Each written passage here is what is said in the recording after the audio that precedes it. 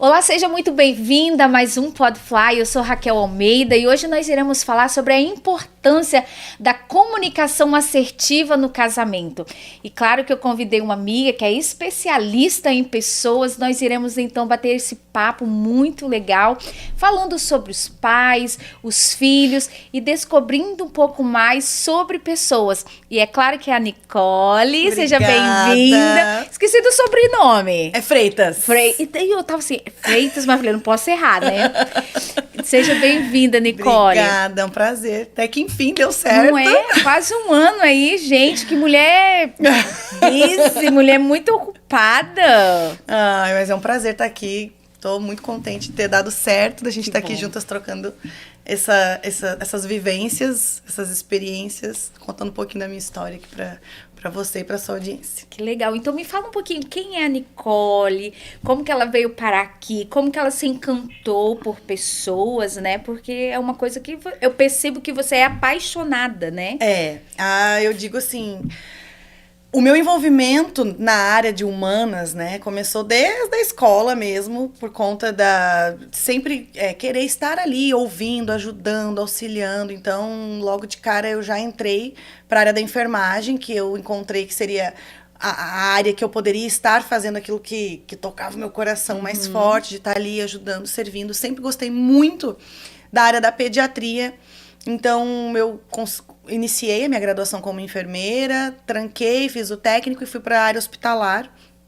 E ali, então, eu desenvolvia todo esse trabalho, né, ajudando pessoas, enfim, tendo contato direto com as mães, porque tem os pais, né, pai e mãe, ali os dois juntos nesse ambiente. É uma situação, assim, bem delicada que acaba trazendo esse convívio para dentro do hospital da família toda, mas muito mais com a mãe diretamente, né? A mãe normalmente sempre tá mais disponível ali. E aí eu queria mais, né? Eu queria ajudar de mais maneiras, de outras formas, não só naquele momento crítico, né, de dor, de sofrimento, muitas vezes de alegrias e conquistas, quando o paciente, né, tem uma cura, tem ali um tratamento concluído e vai embora, né, mas também tinha aquele período da dor, do luto, né, enfim, era bem desafiador. E comecei, então, a buscar o meu autoconhecimento e entendendo que eu poderia ajudar pessoas de uma outra maneira também, né? Então, comecei a busca do meu autoconhecimento ainda lá no Brasil. Já tinha minha filha, que na época ela tinha 1 aninho. E qual é o nome dela? Betina. A Betina hoje ela tem 10 anos. E aqui nos Estados Unidos nasceu o Rafael também, que tá com 1 ano e 4 meses hoje também. Uma gracinha ele, né? E aí, então, eu tive essa oportunidade de buscar esse autoconhecimento, desenvolver as minhas emoções e vi que havia um outro meio de ajudar pessoas, né? Sim. Através dessa cura emocional, juntamente, né? Não só lá no hospital, cura física, mas dessa cura emocional junto. E aí, então, fui buscando isso, me desenvolver. E viemos para os Estados Unidos, tive a oportunidade de vir para cá, eu e meu esposo. E aí é que tive a chance, né, de concluir algumas formações. Sim. Então, fiz a formação em coach, fiz formação em palestrante, fiz formação em analista de perfil comportamental, que foi onde eu realmente encontrei, assim, é isso aqui que eu quero trabalhar, isso aqui que eu quero trazer essa informação para as pessoas, para ver o quanto isso é libertador pra gente, né, como autoconhecimento, mas também pro ambiente familiar, de novo, daí pros pais, com os filhos, como casal. Então, eu vi a importância, né, dessa área de ser desenvolvida a questão da comunicação assertiva, né, entendendo a personalidade, o perfil comportamental, e comecei a me aprofundar nisso. E aí, hoje, estou atuando como analista comportamental. E ajudando muitas famílias, né, e pessoas. Mas você não começou ali diretamente com os pais, né? Como você começou mais ou menos a sua carreira? E assim, o que eu acho muito interessante é que quando você fala, você transmite essa paixão pelo que você faz, esse amor. Então, assim, é o que eu achei encantador em você, sabe? E então, assim, eu gostaria de saber um pouco mais como você começou a sua carreira e também um pouco da sua história até chegar né, ali no casal, né, como a família. O meu marido, né, a gente casou 2 vezes. Ele foi meu primeiro namorado. Então, assim, quando eu tinha 14 anos, a gente se conheceu, a gente teve um relacionamento aí de 6 anos. Então, assim, por toda a nossa história, como que aconteceu, né? A forma que aconteceu o nosso relacionamento, como que a gente teve as nossas atitudes durante todo esse período do relacionamento, indicava muito essa parte, como que a palavra poderia dizer assim, não digo doente, mas um emocional bem abalado, né? Não tinha estrutura emocional familiar e por conta disso a gente foi tomando as nossas decisões para manter o nosso relacionamento da forma que nós mantínhamos. Éramos muito jovens. O meu marido na época já tinha uma filha, né? Com 17 anos ele já era pai. E mesmo assim, os meus pais, obviamente, não queriam um relacionamento assim para mim, mas aquela questão da adolescência, né? E não tinha entendimento de quão sério era aquela situação, né? E aí a gente foi se envolvendo e foi indo. Então, foram 6 anos de relacionamento. Aí a gente chegou a morar junto. Naquela época, quando eu tinha 18 anos, a gente foi morar junto. Moramos por 2 anos debaixo do mesmo teto. Nunca entendendo a importância de oficializar um casamento, de selar um casamento, né? De trazer seriedade para isso. Então, aquela coisa assim, vai lá, mora junto, vê se vai dar certo, se não der, separa, porque se casar dá mais trabalho, aquela coisa toda.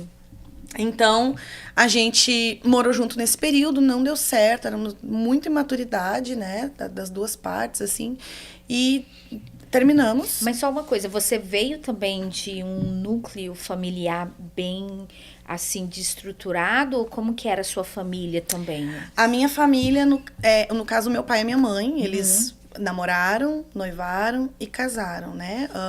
Mas não eram uma família com base cristã, né? Que hoje eu já sou convertida, conheci o Senhor e tal.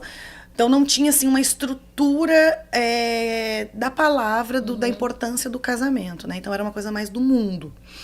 Então, era assim, minha filha tem que ser independente, é importante casar, é bom casar, o casamento é bom. Meus pais ficaram casados por 24 anos, né? Mas não me foi passado, assim, ali bem certinho os princípios do casamento, né? Então, era um relacionamento, assim, não 100% estável, né? Tinha os seus altos e baixos, como qualquer relacionamento tem. Mas eu acho que faltou essa base, né? De trazer a importância das etapas, de entender que é um compromisso. Hoje eu creio, né? E digo, é um compromisso para a vida toda. Então, entendendo ali, claro, de uma forma saudável para ambos, mas que a gente entre e dê esse passo na vida com esse pensamento de que eu vou entrar para fazer o outro feliz, não para eu ser feliz, aquela questão toda, né? Que a gente vai aprendendo ali na palavra do conceito do casamento. Então, era uma família que não tinha base cristã, então fui criada com princípios do mundo, né? E mulher independente, tem que trabalhar, tem que se sustentar, não tem que depender de homem nenhum. Essa foi a base, então isso foi o que eu levei para dentro desse relacionamento. Não deu certo, moramos 2 anos juntos, não deu certo, terminamos, ficamos 8 anos separados. Uau. E aí, nesses 8 anos, eu conheci o pai da minha filha, né? E aí, então, tive a Betina. Tive outras experiências, outros aprendizados. Foi quando eu comecei a ver que algo não estava certo, tinha algo ali que estava me atrapalhando, me impedindo de ir além. Foi quando eu comecei a olhar para mim mesma, para as minhas emoções e buscar o meu autoconhecimento. E aí, mais uma vez, por não ter fundamento, não ter uma base sólida de casamento, por motivos, né, que veio na situação, na época, eu me separei dele. E fiquei um tempo sozinha, e aí nós nos reencontramos, eu e meu atual marido. E aí a gente então decidiu fazer dar certo, embora não foi assim tão fácil. Sim. Mas a gente decidiu. Mas tiveram uma decisão, né? Tivemos uma decisão de, não, então vamos fazer dar certo, né? E aí, após esse reencontro, moramos 2 anos no Brasil e logo viemos para os Estados Unidos. Legal. E é que passamos a enfrentar os desafios, né, novamente, porque éramos então 2 adultos, não mais 2 adolescentes. Confesso assim que por diversas vezes a gente acabava tomando atitudes, tendo atitudes daquele casal de adolescentes, né? Então, achando que aquela pessoa vai ter os mesmos comportamentos ou vai tomar as mesmas decisões. Porém, ele teve as experiências dele, eu tive as minhas e amadurecemos. Então, obviamente, não iam ter... Eu não poderia ficar esperando que ele fosse o mesmo Diego de 15 anos atrás, né? De 10 anos atrás, não tinha como... E ele também, vice-versa, né? Sim. Então, começamos a ter vários conflitos. E aí, vindo para os Estados Unidos, isso se agravou, porque, de certa maneira, a gente se afastou de tudo e todos. Éramos só nós, então a gente era obrigada a olhar um para o outro 100% ali, né? Conviver, né? E conviver, e alinhar. Fazia só 2 anos que a gente estava morando junto novamente. Então, assim, o que são 2 anos de casado? E aí, aqui tive a oportunidade de retomar a busca do autoconhecimento, de me desenvolver. Inicialmente era uma ideia por questões profissionais mesmo, para eu trabalhar com isso, mas quando eu comecei a emergir nesse processo, eu vi que quem realmente estava precisando não era para ajudar as outras pessoas, mas eu estava precisando viver o meu processo, passar por pela aquela restauração dentro de mim mesma, para poder daí sim transbordar algo no outro, né? E aí tive a oportunidade de conhecer o Senhor e me converti, e comecei então a trazer a base de casamento, de família, diante do que eu aprendi na igreja, né? Tá. Aí foi a partir dos cursos que você fez e se especializando mais e mais, que é perfil comportamental, né?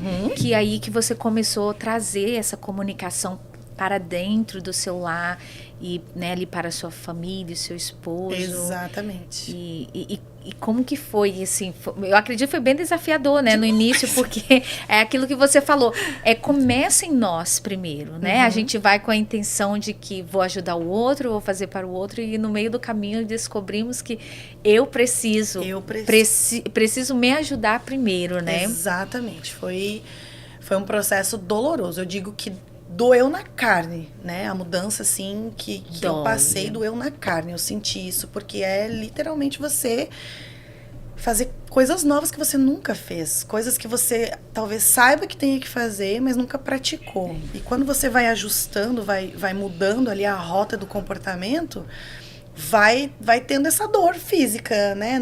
Aqui no mundo físico, quando eu vou traçar um novo caminho, eu preciso cavar uma estrada, eu preciso mudar aquela geografia. E isso acontece dentro da gente. Então, por isso que eu acredito piamente que essa dor física, né, é por conta dessa mudança de comportamentos que a gente está acostumado a ter, já está muito no dia a dia ali, então... No automático.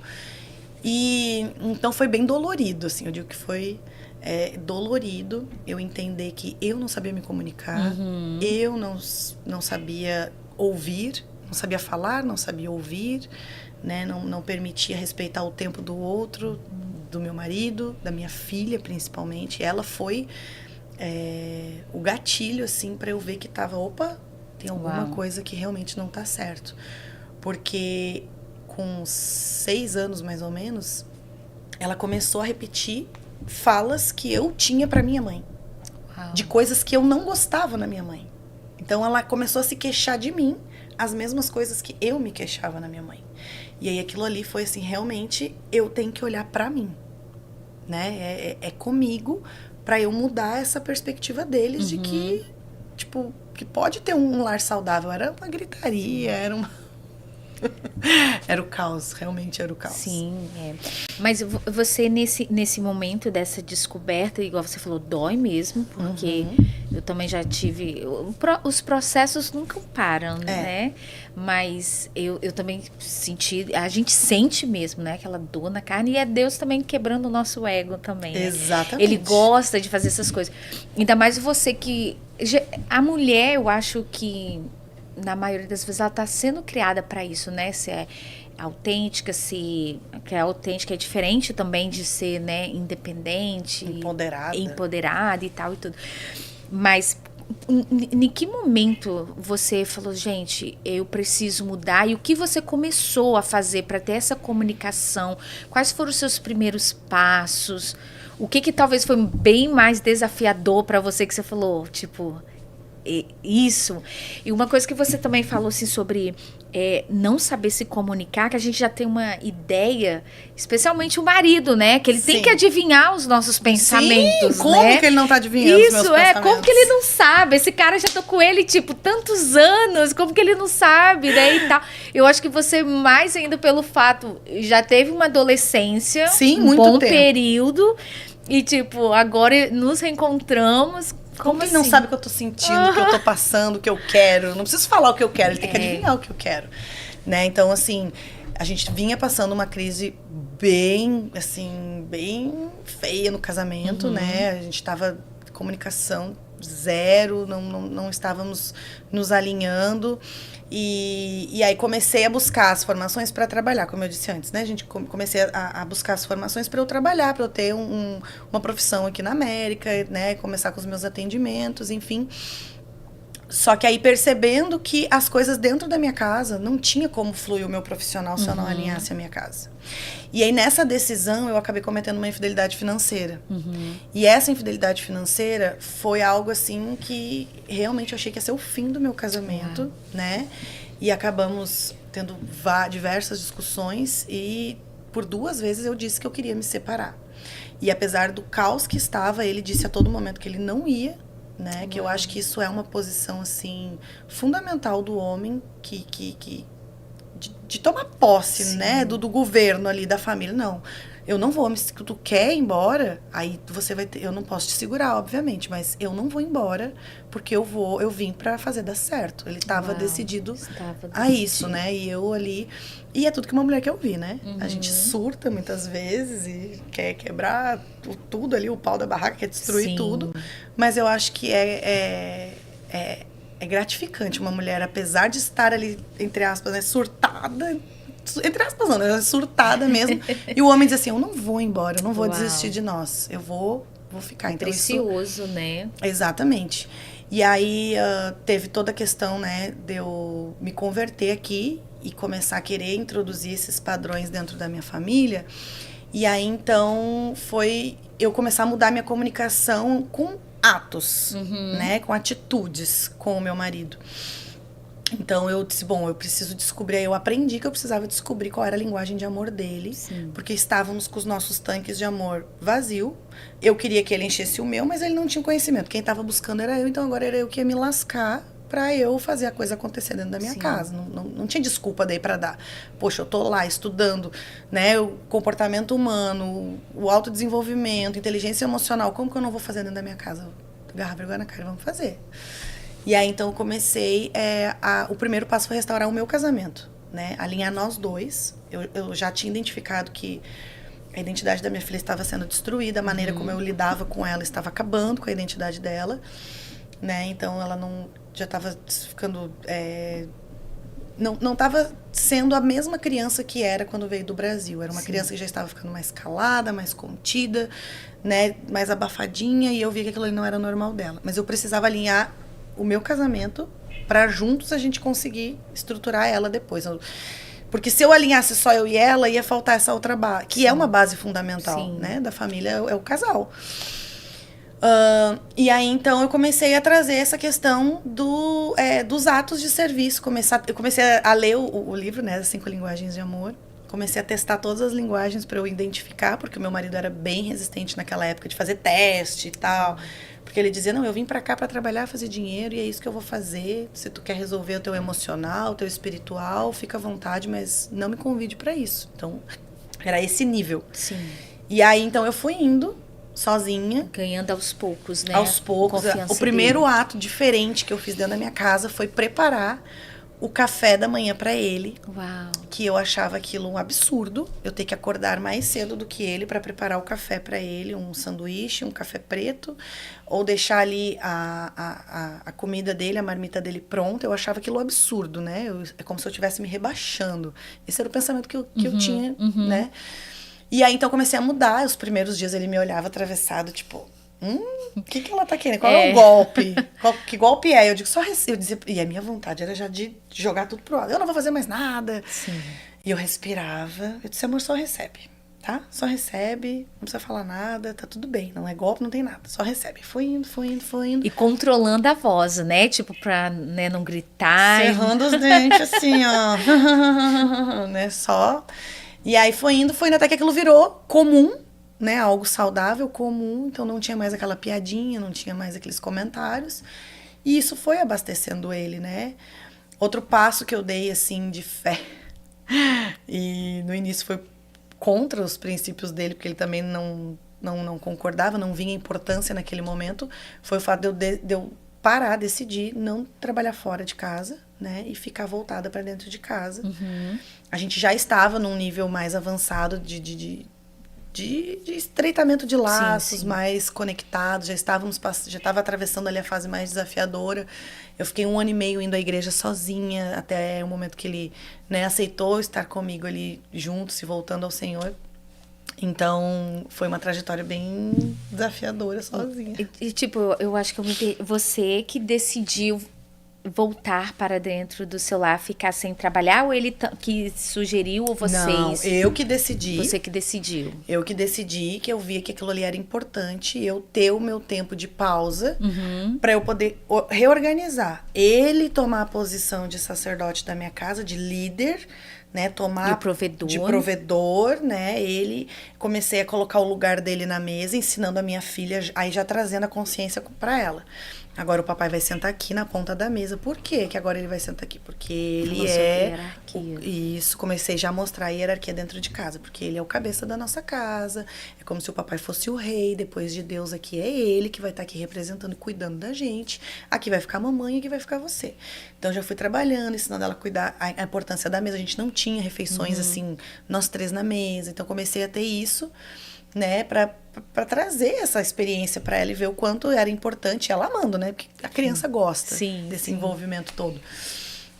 E aí, então, decidi ter esse tempo em casa para eu me retirar, porque eram 2 homens, digamos assim. Eu era uma mulher viril e ele muito viril, que é também, então tinha muita guerra dentro de casa, né, e ele tem um perfil influente, dominante, mas o adaptado dele, o dominante é mais alto. Então, ele exerce essa dominância, essa coisa de mandar, de autoritarismo, assim, quando é descontrolado, o dominante tem essa questão aí do autoritarismo. Eu acho que eu conheço um pouco isso. E aí, então, isso era desafiador para mim, porque fui criada para ser uma mulher viril também, não feminina, mas viril, né? Que tinha que sair pra rua para trabalhar, para batalhar, então ficava o choque ali dentro de casa.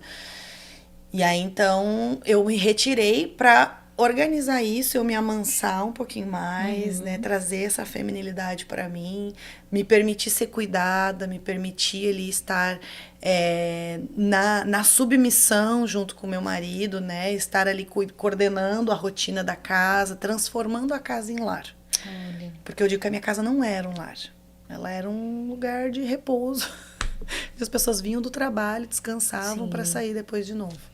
Né? Então, eu entendi essa missão, né, da mulher, que eu acho que isso é uma missão da mulher, não era só da Nicole, mas é de nós mulheres, de transformar a nossa casa em lar, um lugar aconchegante, um lugar que a gente tenha vontade de voltar e ficar lá.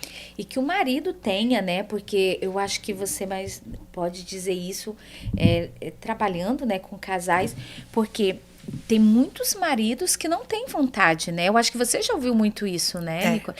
De voltar para casa. Tipo, ou quando eles pensam, nossa, voltar, tipo, para o inferno, né? Já tem aquela ideia de encontrar uma mulher lá estressada, que gosta de gritar. Então, assim... E para mim mesmo, porque eu tinha esses pensamentos. Eu queria ficar trabalhando até tarde, o máximo que eu pudesse, porque eu pensava, que saco que eu vou ter que voltar para casa, para aquele inferno que ela...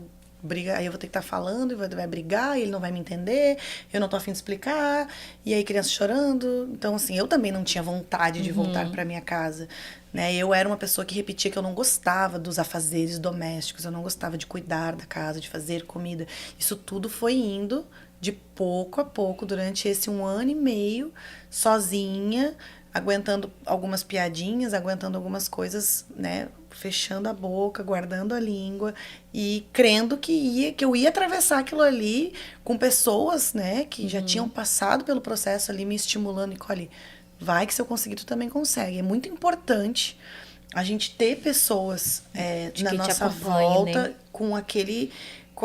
que já passaram pelo processo e que tem aquela visão de futuro como você tá querendo, esperando para sua vida, né? Então, era bem importante. Essas pessoas fizeram, assim, a diferença durante o meu processo para me dar essa sustentação, porque eu não tinha ele para isso. Sim, e daí para dizer que você estava no caminho certo, porque dá um desespero, né, na alma, e eu falo assim que é muito importante ter um mentor, né? Talvez um mentor em um curto prazo, mas ter aquelas pessoas que vai nos ajudar a passar aquele período, a alcançarmos... mudarmos, né, de nível de processo, porque os processos continuam, né? Exatamente. Eu acho isso muito interessante. Então, você foi fazendo esses processos. E aí foi indo, fui cuidando, fui descobrindo a linguagem de amor, descobri que meu marido, né, tinha o ato de serviço até por conta da infância dele. Então, era uma coisa importante para ele, ter ali alguém servindo ele, né? E aí, automaticamente, já quebrou aqueles padrões que eu tinha absorvido da minha família, né? De ser mais durona. Então, eu vou aprender a servir ele. E comecei a servir com gosto. Parei de reclamar dele para as amigas, que isso também é muito importante. Não ficar reclamando. Destrói, né? Destrói, vai alimentando, né? E aí, então, passamos por essa restauração. Ele aceitou, né, a olhar para o espiritual dele. Ele aceitou olhar para as emoções dele. Assim, hoje, para glória de Deus, eu digo que a gente tem um casamento restaurado, né? Não somos perfeitos, ainda existem divergências, discordâncias, mas às vezes, quando vai passar da linha, e não vou mentir que às vezes passa da linha ali, de autocontrole, mas a gente tem aquela coisa que quando sou eu, ele vem, ele já sabe como conversar comigo e a gente, né, já está aberto a pedir desculpa, eu errei, não vou fazer mais, me perdoa, né? A comunicação já é assertiva, né? Agora, tipo, não é aquela coisa de provocar, aquela coisa de... Ficar de mal. De ficar de mal, né? Então, tipo, já é uma comunicação assertiva. E eu acho isso interessante quando a gente passa por esses processos de autoconhecimento, né? Quando a gente conhece os nossos perfis, o perfil comportamental, é muito interessante, porque você também sabe o caminho de volta. Fica bem mais fácil, né? Passou, aí você sabe que você passou. Quando você não se conhece, não entende a si mesmo, passou, você não tá nem aí. Ou você vai lá e provoca mais ainda, ou você acha que você tá bem, né? Tipo, é isso mesmo e pronto. E eu acho interessante isso, porque quando a gente aprende a ter essa comunicação assertiva, quando você vê que vai transbordar, quando você consegue, você recolhe. Quando você não consegue, você sabe como chegar e realmente ali, sabe, ser bem assertiva, né? Sim, porque quando a comunicação não tá alinhada, né? Um dos padrões que a maioria dos casais tem é aquela questão de punir com silêncio. Né? Eu acho que eu não ia falar mulher, né? Mas acontece com homem também, né? Também. Lá em casa tinha muito isso do meu marido, né? A gente tinha uma briga, a punição era o silêncio. Então, vamos ficar em silêncio. Ele, né, no caso, ficava em silêncio, não queria falar, ficava emburrado. E aí, no outro dia de manhã da briga, eu agia como se nada tivesse acontecido. Ele disse, como que tu consegue fingir que nada aconteceu? Porque ele é daquele que gosta de sentar e resolver. E eu já queria me esquivar, não, né? Tá tudo numa boa, vamos ficar bem e tal. Não queria resolver. E isso tu vai empurrando com a barriga, você vai empurrando, e vira uma bola de neve, né? E aí, em algum determinado, uma gotinha faz o copo transbordar. Então, é importante resolver. Porém, a gente também tem que entender que resolver de cabeça quente não dá. E aí, muitas vezes era isso que acontecia. Ele queria ficar ali no fogo da discussão para resolver, né? E eu já sou eu vou falar contigo amanhã sobre esse assunto. Hoje eu não tenho condição de falar. Hoje a gente consegue ter isso, né? E ele respeitar quando eu digo para ele, não, hoje a gente não vai resolver nada. A gente vai resolver isso aqui amanhã. Eu não quero falar sobre isso agora. Não vai dar bom, né? Vai dar coisa ruim. Sim. Então a gente resolve amanhã. Então, hoje a gente consegue. Daí, naquela época, ele ficava fechado e queria punir com silêncio. Ficava sem se falar, uma semana, às vezes, sem conversar, né? Punindo naquele silêncio. Eu ia lá, ficava puxando assunto, puxando assunto, puxando assunto. Então, hoje a gente entende que o silêncio não é a melhor opção. Não é, eu prefiro ficar quieto do que discutir. Não. Sim. É o que as pessoas usam muito, Exato. né? Você deve escutar isso muito no escritório, né? Porque geralmente é o que as pessoas falam muito, né? Eu prefiro ficar calada. Exatamente. Mas não o silêncio não resolve. Não resolve, né? Não resolve. Você precisa trazer esse autoconhecimento e trazer essa consciência de que há possibilidade de ter essa comunicação assertiva ali com o seu esposo, né?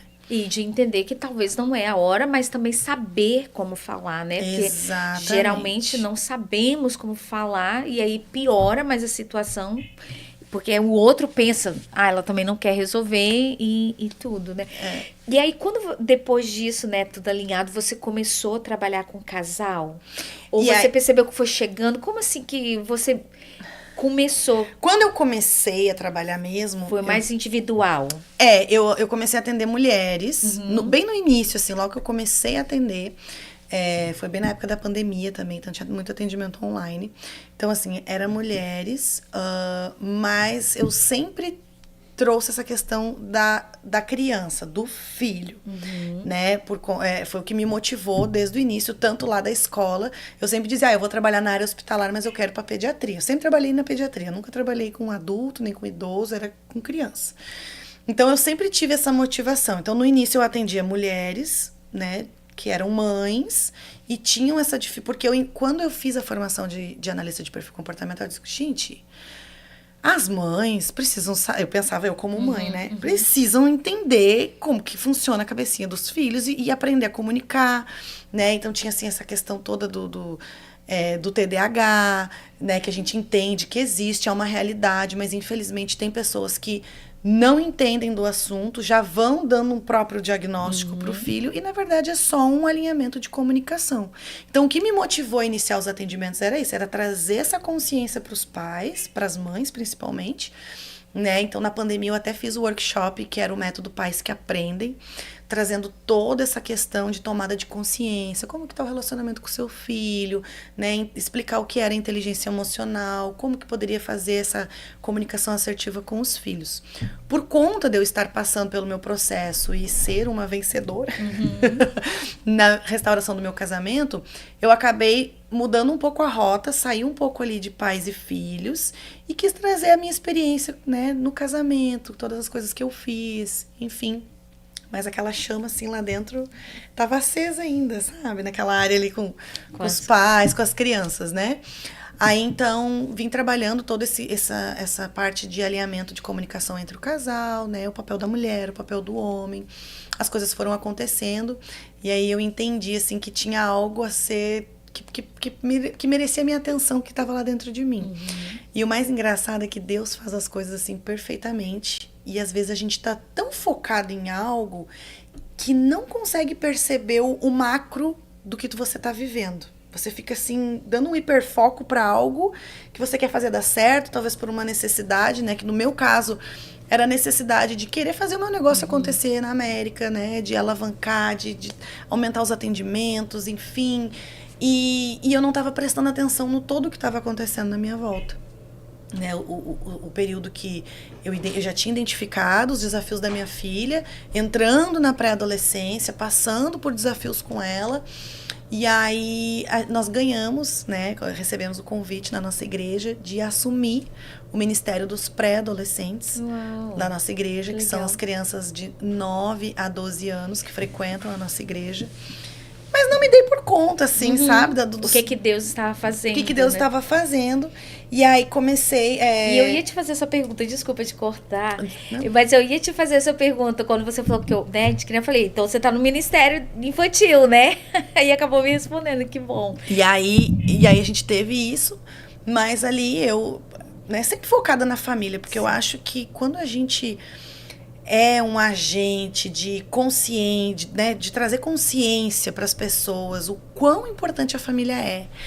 o quão forte, o quão poderoso uma família fortalecida, estruturada emocionalmente, com uma base espiritual saudável, né? Cuidando das emoções, cuidando do relacionamento dentro de casa. Gente, é uma potência gigantesca. Isso é verdade. Né? Gigantesca. Então, assim, é a área que eu gosto de atuar. Mas eu entendi que eu precisava retomar esse projeto, né? E aí, então, Deus usando sempre pessoas, situações para trazer isso à tona. Então, eu estou retomando esse projeto do Pais que Aprendem, trazendo essa comunicação assertiva entre pais e filhos, né? Trazendo tudo, as minhas experiências. Afinal de contas, eu já sou mãe há 10 anos, né? Estou passando e entrando na pré-adolescência com ela, já entrei já, e entendendo que muitas vezes os pais ficam ali desesperados. Sim. Por conta do período da adolescência, da rebeldia, do afastamento que a criança tem dentro de casa, do adolescente tem dentro de casa, né? Ele começa a ir pro casulo dele, e aí a gente começa, o que esse menino tem? O que esse menino, qual é o problema dele e tal. Mas a adolescência, uma frase que eu vi na internet que eu achei fantástica, a adolescência é só o resultado de tudo que aconteceu na infância. Então aquilo ali é o resultado do que você fez. É triste, mas é uma realidade. É a realidade. Né? É triste, mas é uma realidade. Eu acho que assim, não era nem para ser triste, né, Raquel? Era para ser satisfatório. Nossa, olha o resultado da infância do meu filho. Só que é impactante porque a grande maioria das famílias hoje, por não ter uma comunicação assertiva dentro de casa, por não buscar entender das emoções dos filhos, das emoções do marido, porque não adianta a gente focar, como eu disse, o meu processo, tudo me motivou, porque a minha filha foi dando sinais, né? Lá no início eu falei, minha filha foi dando sinais que eu vi que realmente estava tudo disfuncional. Mas eu precisava cuidar do meu relacionamento com o meu marido, para nós estarmos alinhados e trazer essa base para ela. Sim, e interessante você falar também, porque você começou em você, né? Você não começou querendo, né? Ou você não quis mudar ele. Porque geralmente o que acontece, a mulher quer mudar o homem, quer mudar o outro. Como se, não, eu estou bem, eu tenho uma comunicação maravilhosa, é ele que não me entende. Eu passei por esse processo, né? Porque eu acho que toda mulher passa por isso. No início eu dizia, mas ele não tá me entendendo. Mas por isso que estamos aqui, né, especialmente você, para dizer, não, mulher, começa em você, começa com você, mulher, querendo ou não, então, assim, e é aquela pessoa, na realidade, que estiver aberta, né, para essa mudança, eu né, ia fazer essa observação. E ver o novo, né, Exato. Que quer viver dentro de casa, né, então, assim, isso é muito interessante. Eu ouvi uma frase uma vez só para fechar essa observação da pessoa que está aberta a isso, que é o primeiro que acorda em casa é o que salva a casa. E aí não só o primeiro que acorda na hora de dormir, de levantar de manhã, né? Ali o primeiro que acordou, mas o primeiro que despertou, opa, algo tá errado. Sim. Algo precisa ser feito. O barco tá afundando. Como que eu vou tirar a água daqui para esse barco não afundar? Que peso que eu vou tirar? O que eu vou fazer para esse barco pegar velocidade e ir adiante no caminho? E ver que ainda dá para mudar ainda, né? O caminhar, né? Você falando sobre criança, da adolescência, né? Que aí que é tudo que foi construído de uma infância, né? Sim, é um resultado, né? É o resultado da infância. Mas o triste que eu quis dizer é que muitos pais só acordam nesse momento. Exato. Esse é o triste. Esse é o triste. Porque a gente esquece que é uma construção. Sim. Né? A gente esquece que a vida é isso, é uma construção. O que eu vivo hoje é resultado de 10 anos, 5 anos atrás. Exatamente. Que tá falando da minha vida agora.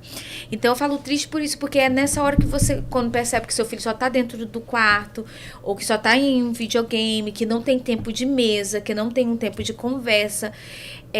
Lógico que é uma coisa que eu não me alinhei com o meu marido, e eu achei muito bonito isso, porque você não foi nela. Porque geralmente a gente também faz isso, né? Vai nela? Eu vou alinhar aqui meus filhos e meu marido que se dane.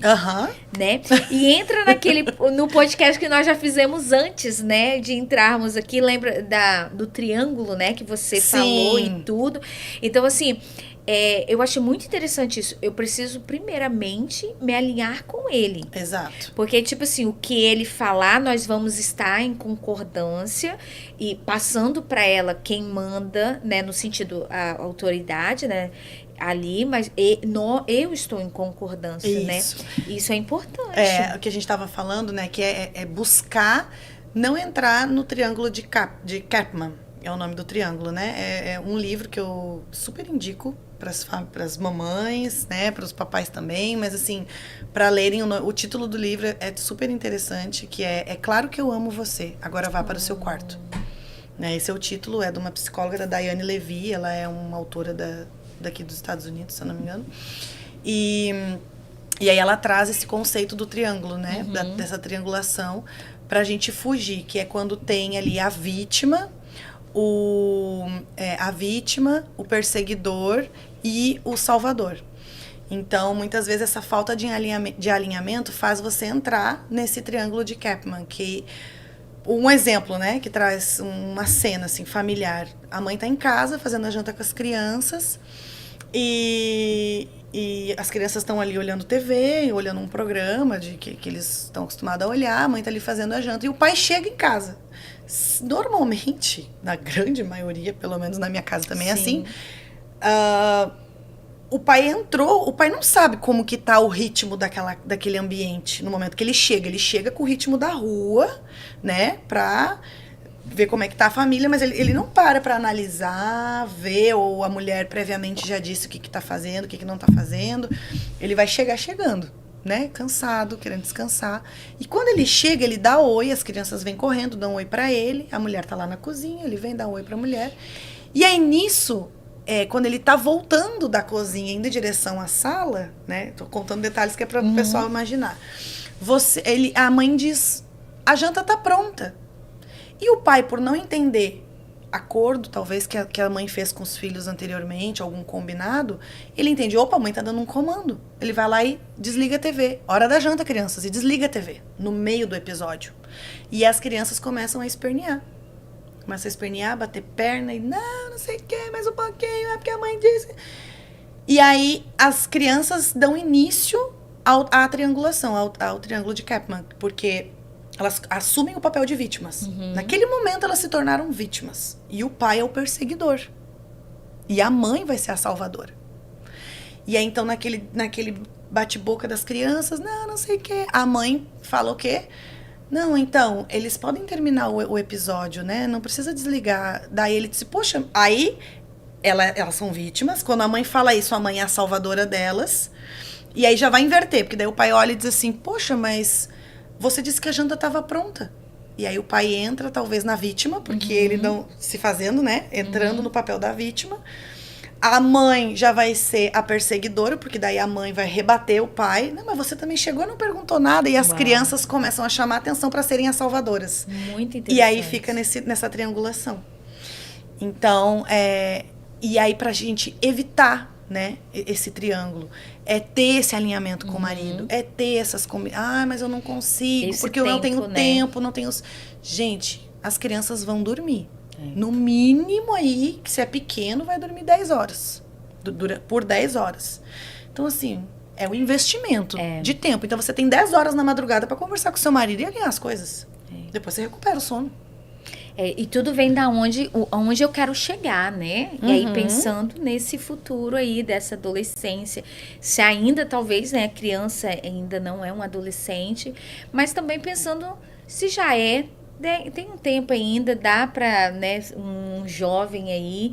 E eu achei muito interessante isso, e isso é essencial. Você contando, eu só estava imaginando, às vezes que eu entrava como vítima, como perseguidora e salvadora. É muito bom, gente, eu vou querer ler esse livro, muito interessante.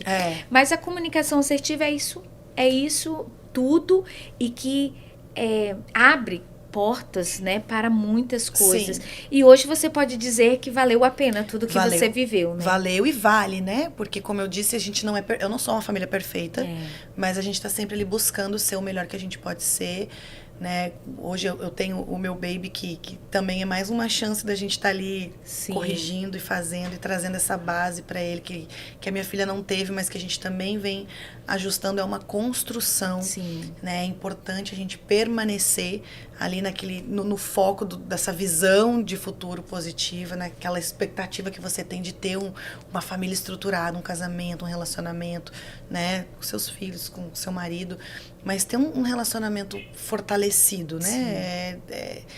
Eu acho assim, é uma geração, é uma nação mesmo, que pode vir de você, né? Então, é verdade. É fundamental. E claro, né, Raquel, isso tudo envolve o que seria a comunicação assertiva, né? É buscar fontes de conhecimento, buscar um mentor, buscar alguém, né, que pode estar ali te auxiliando, te trazendo por exemplo, o que eu levei talvez... sei lá, vamos supor, começou em 2019 a minha transformação, então já são 5 anos, né, que eu tô ali nessa busca contínua de melhoria de relacionamento comigo mesma, com meu marido, com os meus filhos. Então, o que eu levei 5 anos, talvez eu vá poder ajudar você, mãe, que tá ali precisando, num tempo menor, 1 ano e meio, dando o passo a passo daquilo que eu fiz, né, encurtando esse tempo.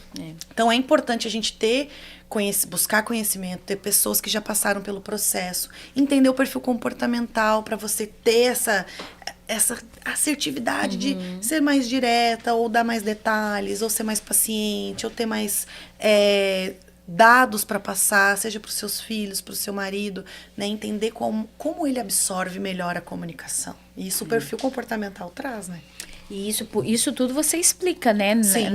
No tempo ali que você tá com a pessoa, como que ela pode, né, melhorar a sua comunicação. E tudo parte, né, de você começar a conhecer a si mesma. Nicole, nós estamos terminando e gostaria que você deixasse uma mensagem aí para os pais, ou para o casal, ou para a mulher, o que vinha ao seu coração. Bom, a mensagem que eu gostaria de dizer é: invista tempo na sua família, invista tempo no seu casamento, invista tempo com seus filhos. Eles são uma nação que vai vir a partir deles toda uma descendência, uma linhagem. E qual é o legado que você quer deixar através dos seus filhos? Qual é o legado que você quer deixar através da sua família? Né? O que eles vão passar para o mundo? Né? Que tipo de família é? A família aquela que quis melhorar, que quis restaurar, aquela família que buscou uma estrutura espiritual de autoconhecimento, de alinhamento. Então, se você tem esse desejo, né, você pode estar aí me procurando nas minhas redes sociais. Qual é a sua rede social? O @ do Instagram é Nicole Freitas, né? Lá tem conteúdo, tenho alimentado com conteúdos gratuitos, né? E você também pode estar me procurando no WhatsApp, não sei se daí você pode deixar talvez na descrição, alguma coisa assim. Eu acho que sim, podemos deixar também.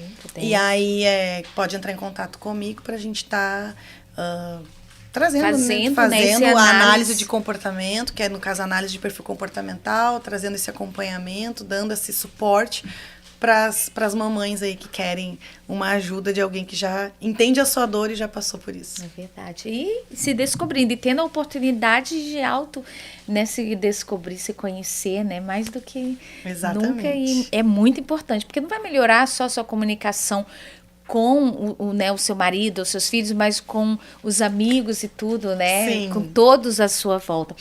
Nós vamos ficando por aqui, então. Um beijo no seu coração e não deixe de procurar a Nicole, gente, porque isso realmente é libertador quando você faz o perfil comportamental, que para mim, principalmente, foi libertador. Um beijo. Obrigada, e até o próximo. Raquel. Gratidão, viu? Deus abençoe você. Até que enfim, né? Até que enfim. Primeiro de muitos. Aconteceu. É verdade, é verdade.